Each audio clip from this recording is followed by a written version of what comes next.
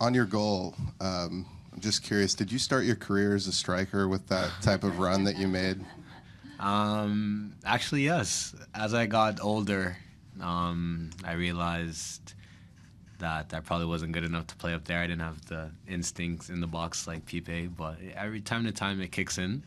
But yeah, as I got older, I went further and further back on the pitch. Started playing center back probably about like 14, something like that. Congratulations on the Thank win you. tonight. Phil said after this game, you're officially in the playoffs. So with that being said, and it being San Diego next, how do you take the momentum from this game and move forward without letting the last match get in the way? Against San Diego get in the way. Yeah, I think it's important to celebrate these wins and to enjoy the wins. It's been a while, and we've let a lot of games slip. And overall, we just needed to get that feeling, that winning feeling again, and it feels really good. The group is happy, but we know what San Diego just did to us on our home turf, so we can't get too happy. We'll enjoy it for the night, but tomorrow when we wake up, it's straight back to work. We have a lot of film to review to see all the areas we went wrong against San Diego and what we can do better. I believe all their 4 goals came when we had the ball, so we know taking care of the ball like we did tonight. It still wasn't as clean as we should be with all the quality we have around the field, but yeah, we can't turn the ball over like that. They're efficient and lethal, and they play 11 guys attack and 11 guys defend. They're a good team, so we just have to match that. But this is the playoffs, and we know seeding doesn't matter. It's 2 teams going out there, and whoever wants it more on the day, for the most part, will get the win. So just like tonight, we got to go and be up for it. You guys have, chopped and changed in the goalkeeper room a lot this season. How does it kind of fuel you and give you confidence to have 2 guys that are just so experienced? Yeah, it's special. It's special to have 2 guys that can go out there and start on pretty much any club in the league. It's a luxury to have. It's tough decisions for the coaches, but it couldn't be a better goalkeeper room that we have with Max, James, and Trey. They're all such good friends. Pretty crazy that Max and James grew up down the road from each other and now are here pushing each other in the right way and competing, and no matter what, they're always happy for each other. And push each other every day to be the best. And it's a good feeling to know that both keepers have amazing quality, and gives us a lot of confidence as defenders that we can go out there and have a keeper to have our back, just like James tonight when we needed him, and we know Max can do the same. Kamal, you've known Phil for quite a long time now and played a lot of games for him. After the game Saturday, it wasn't a great scene out here, and especially Phil was drawing a fair amount of ire from the fan base. Mm-hmm. What do you think it means to him, or what does it even mean to you as someone who has been around him for all this time, to be able to come out and have this performance and to be able to reach the playoffs like that? Yeah, I think we owe it to him, and we owe it to our coaching staff who work hard with us week in and week out. When they could be home with their families, they're always at the facility ready for whoever needs extra work, and they put in the same amount of work as we do. So we owe it to them. We've come out and put in a lot of good performances, but just haven't quite gotten the results, especially the second half of the season. If we play like we did tonight the whole season, we'd be a top 4 team easily, and we'd be looking to host some playoff games. So it's disappointing, the situation we're in, and it's not a testament to the coaching staff or to Phil. It's on all of us, and we went out there and did what we had to do tonight, and like I said, we owe it to him and to ourselves, because we're such a talented team, and I think the sky is the limit for our team. Kamal, obviously form goes out the window from the regular season when you get into the postseason, but back in August, you guys did go down to San Diego and get a 0-0 draw. I'm curious if there's anything you guys can take from that performance that might help you in the series coming up. Yeah, I think to beat a team like San Diego, you have to have good individual performances all around the field. They have so many guys that can hurt you. Pretty much a good passer in every position. They have good vision all around the pitch. And that game, we were really up for it. A lot of good tackles, a lot of good communication, and we could have even nicked a couple goals that game. Thinking early in the game, Kevin had a chance, DeCosta had a chance, Christoph had a chance. I think that was his first game or second game. So we know that we can hurt them just as much as they can hurt us. So it's going to be kind of a chess match on, moving the right way and not exposing ourselves, really taking care of the ball. And they know that we can hurt them the same way that they can hurt us. So I think this is an exciting matchup, and we're going to be up for it. Hey, Kamal, there was a moment, let me back up a bit. RSL did their job for the most part in the first half, getting one back before half, and that's what you want to do when you're down 2 goals. It gives you some hope. Yeah. They had the bulk of the ball a bit, and it was hard to get playing through DeCosta when the second half started. There was a moment in the 65th through 68th minute, and it was after that Chara track back, where Jimmer was off waiting to come back on after the injury, but the team kept the ball, right? You kept the ball, the Timbers did, knocked it around. How much does a period like that not just show maturity from earlier in the season when the team struggled to close out games, but also how much does that allow you to sort of reset and get the team back because you started to keep the ball a bit more after that? That was a massive period in the game and kind of tilted the game back in our favor a bit. With 10 men, I asked the referee because I wasn't sure if Forey had to go off, and he said yes. And when he said Forey had to go off, I was a bit nervous because they were pressing with the 2 strikers, and me and Finn were under pressure pretty much the whole game. And Anthony went to left back, and I just wasn't sure how that 2 minutes was going to go. I was telling the guys, let's just be solid defensively and wait till Forey gets back on the pitch. But we moved the ball so well and kept the ball for pretty much that whole 2 minutes. And it was massive and helped us grow into the game in the second half and kind of gain field position, back up the pitch a little bit before we sat low a bit more and defended toward the end of the game. So that was huge, and I think we have the potential to move the ball like that for 90 minutes and keep the ball. So that's makes me optimistic, and I hope the guys feel good about that sequence of play and carry that into the playoffs. We're going to need it. Okay, we'll wrap there. Thanks for the time, Kamal. Thank you. Coach, your first playoff victory as the head coach of the Portland Timbers, and it just seemed like such an emotional night, an emotional game. Just what was your speech like after the game ended in the locker room? San Diego Sunday. I had no doubt. I was really confident before the game because I think I said to you on Sunday when everyone was doom and gloom around the place that I had every trust. I think I said trust and belief in these set of players, and I think what I saw in the first half, the way we came out was sensational. DeCosta, in particular, I thought he played like he was an all-star, 3-4 months ago.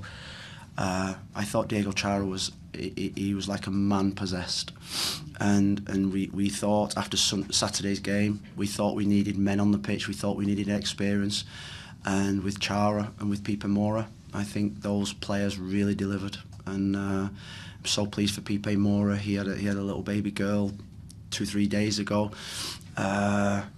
He's been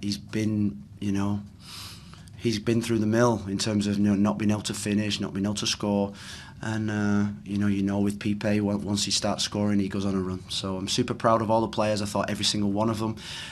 We came together on Sunday. The focus and concentration on Monday and Tuesday meant that I slept for 9 hours last night and 3 hours this afternoon because I was so confident. There was always going to be moments when it was getting a bit nervy. Pantomis saved a couple of shots, and I think if we had a referee of any kind of quality, we would have won the game pretty easy. And I don't think we should. I don't think we should let that go either because I thought the performance was well below the level. Phil, just coming back to the confidence you were talking about, on Saturday I asked you if you were confident that your team could win this game, and you didn't waver from that. And no. I'm curious just how much work went involved in washing away Saturday and being able to have everybody mentally prepared and ready to come out for the first half like you guys did tonight. Well, I think your job as a manager is to put things into context. It was a 15-minute period. That was all it was. We felt. I think from the beginning of March we've not been outside the top 7. So we've been really consistent in terms of where we've been at in the league, and we've fallen at the last we fell at the last hurdle, and you know, I always think to myself, and I was talking to my son about this the other day, sometimes when you have children, they sometimes get a little bit carried away, and sometimes they need a little bit of a jolt and a kick up the backside, and I felt Saturday was a kick up the backside, not just for myself, for the team, but for the whole club. Everyone was thinking playoffs, and nobody comes and knocks at your door and just gives you whatever you want. You've got to earn it, and I felt on Saturday, my feeling after the game when I was driving home, I was actually pleased, because I think it jolted the whole club, the supporters, the players, the owner, the GM, everybody. It jolted us all into saying, right, we've still got to work hard here. And what I saw on Sunday, Monday and Tuesday, I saw a team that was dialed in. And I've never wavered on these set of players, because these set of players are the ones that I believe in. I trust what we're doing. I said to them before the game, we've got to trust the process, trust what we do, and trust who we are. And I think you saw all three things there tonight. Phil, it's been a year of up and downs for sure, but what a difference a year makes. This game last year and tonight. Yeah. What have been the biggest changes culturally, mentally from this team to put those demons to bed from last season and win this game like this tonight? Well, I think the trajectory is going in a massive upward curve, and regardless of the result tonight, that's how I felt. I felt as if the trajectory of the team was going in a massive upward curve. You know, you think back to when I first arrived, people didn't rate Evander, people didn't rate David Ayala, people didn't rate Anthony, people didn't, you know, Santi Moreno is a bit temperamental, and all of a sudden we've worked as a staff. My staff are incredible. We've worked hard at improving these players, building a culture, building a philosophy, building a consistency of work where there is a real development in this whole football club. And I think what you see with any young team is that you're going to get peaks and troughs, and our troughs came at the wrong time, which was at the end of the season. Now, you know, I was speaking to my staff today, is that you look back as that you win, you know, Vancouver away, we win that game, we wouldn't have been in this game today. That's how close we were, but maybe this team needs that playing on the absolute edge. I think we're at our best when we're playing on the absolute edge. And I've got a group of players there that I trust with my life, and that is a brilliant place to be as a manager. And a result on Saturday didn't change that. I think I said to you on Saturday after the game, I will go to war for these players, and Saturday was on me, and today is on the players. Hey, Coach, congratulations. So now this is kind of a nice part, knowing your team going forward just played your next opponent. So looking at the results with San Diego, and now knowing that you're going to go to San Diego, what do you do to prepare the team moving forward between now and the first? Well, I think what tonight gives us a little bit more momentum. You think about the results. We were really confident after a lot of results, apart from probably the last two against Seattle and San Diego. The Seattle game, because it was a derby game, we felt we let our supporters down with the way that the result went. So we'd lost a little bit of that momentum. I felt before that we had it, even though we were drawing games. We went to Vancouver, played really well. Minnesota, San Diego away, we played well. So I felt as if the last two games we've lost. Maybe it was the feeling how we're going to win a game because we can't score goals. We just lost something, that momentum. Tonight we've gained a step forward because of the momentum of the result, the occasion. You look at them in that dressing room there; they are together as a group, 99.9% of them. So I'm proud. We live to fight another day. We're excited for the playoffs. This club's not been in the playoffs. When I said at the start of the season, or when I first came in, the play-in is not the playoffs for me. Now we're in the playoffs. Now we've earned the right to say we're in the playoffs, and we're going to go for it. I think it's the only way that I know. It's the only way that this group of players knows, and we've got to recover tomorrow. We've got to go again Friday, Saturday, and we've got to go down to San Diego, and it's going to be a real big atmosphere against a really top team, and we're going to have fun. Okay, we have time for one last question.